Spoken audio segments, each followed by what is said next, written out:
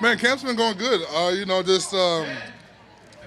It's just constant work, and we're not out here for a long amount of time, but we get so much done, and that's all new to me because I'm used to like 2.5 hour, camp practices when I was in Denver. So, I love it. The defense, the guys are learning it, really smoothly.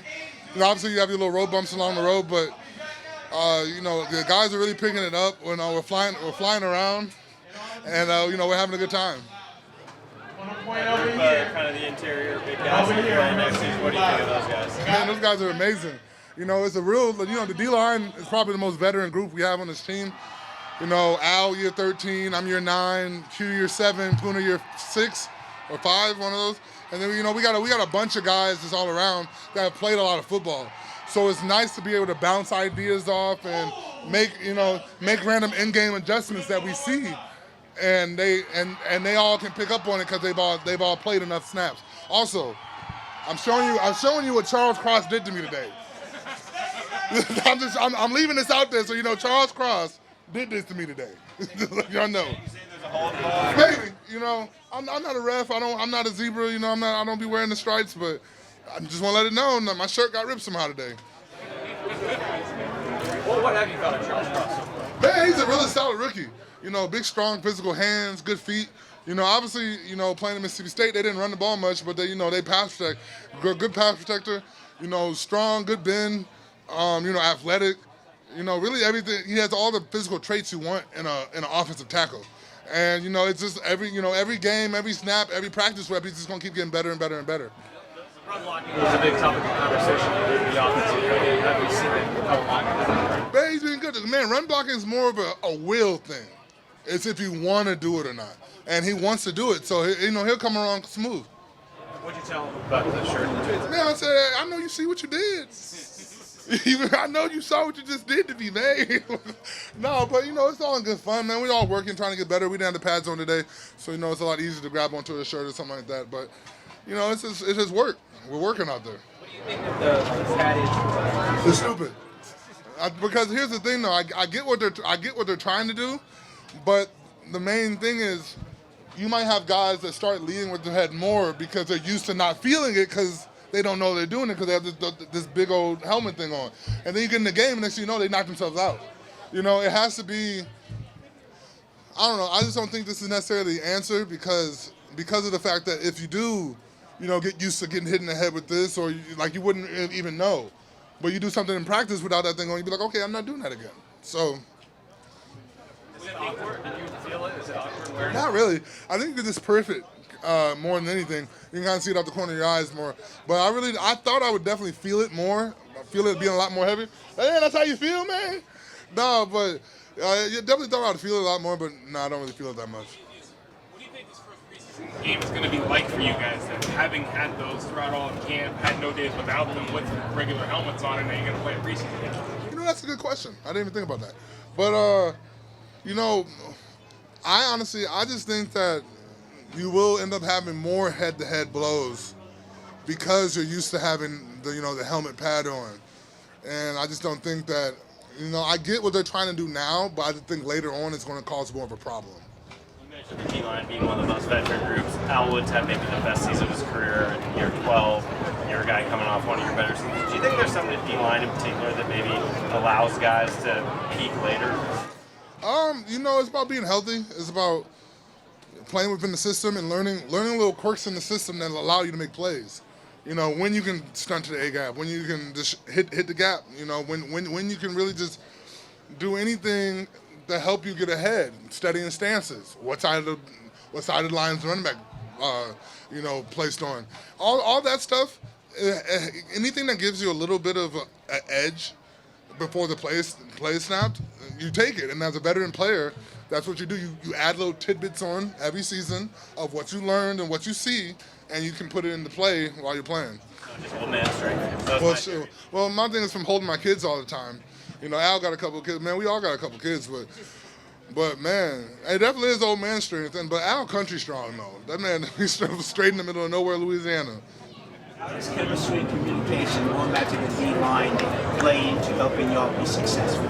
Man, it helps out a lot because we might give each other a signal or something like that, or just even a head nod, anything. But if you're not on the same page, you're not going to be able to execute it like that. It could be something like a little head nod to let them know I'm about to hit the A guy. Anything that the unspoken communication, or just knowing how the player rushes, or how he's going to play a certain block, so that okay, I have a little bit more space in a certain gap where I could do something a little freaky and go crazy. You know what I mean? So it's really just, and that's what the beauty of camp is. And, because obviously I'm new here, so I take camp as a way to, one, get to know everybody, because I wasn't here for OTAs. So trying to get to know everybody, develop that team chemistry that it takes to get to that next level, but also get familiar with how players play, how players rush, how our ends rush.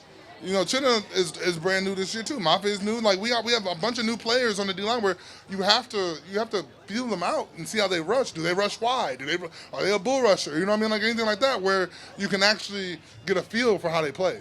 You were with Drew in Denver. How have you seen him approach kind of this quarterback competition now? Man, this is nothing new for him.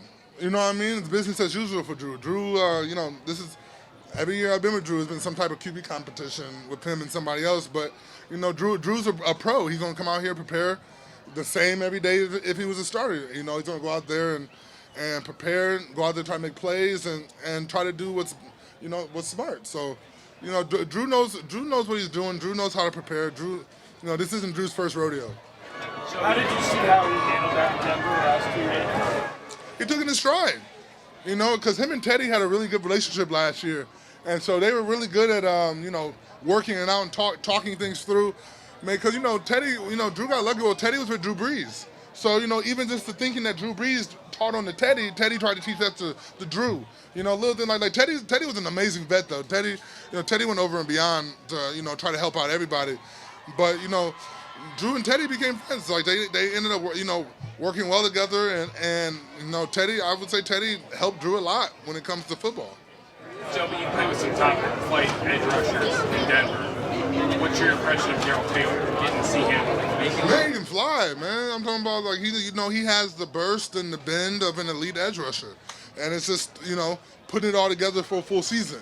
The difference with an elite edge rusher is his consistency, doing it week after week after week, even when the other team knows you're going to do it. You know what I mean? Like playing with Vaughn, playing with Chubb, playing with Shane Ray, playing with all these different players who do have that burst. It was really just all about just doing it weekly and even in practice, going out there and being able to do it over and over and over and over again. And he's getting there. He's definitely getting there. But like you said, I have played with some great ones, and so I see he has what it takes to be great. It's just about the consistency. Back to Drew, I think you needed any sort of a confidence boost after what happened. No, none of us need a confidence boost. It's what we do. You know what I mean? If you're not ready to come to work just because something bad happened to you one day, then you shouldn't. This isn't the business for you. You know what I mean? Like when a business like that requires mental toughness, when a business that requires you to lock in, forget what happened the last play, last season, any of that, because none of that stuff matters going forward. You know what I mean? So, just like QBs, they always say have to have the quickest. They have to forget stuff the quickest. You know what I mean? They have the memory loss the quickest because that's the business. Like if he went out here and had a 5,000-yard season last year and then this year threw for 1,000, you always say he was some garbage. So it doesn't matter what you do in the past. It's all about what you do in the present and the future. This is a question from Mike Duggar from The Athletic. He wanted me to ask you, pound for pound, who do you think the best athlete on the team is? Shelby Harris.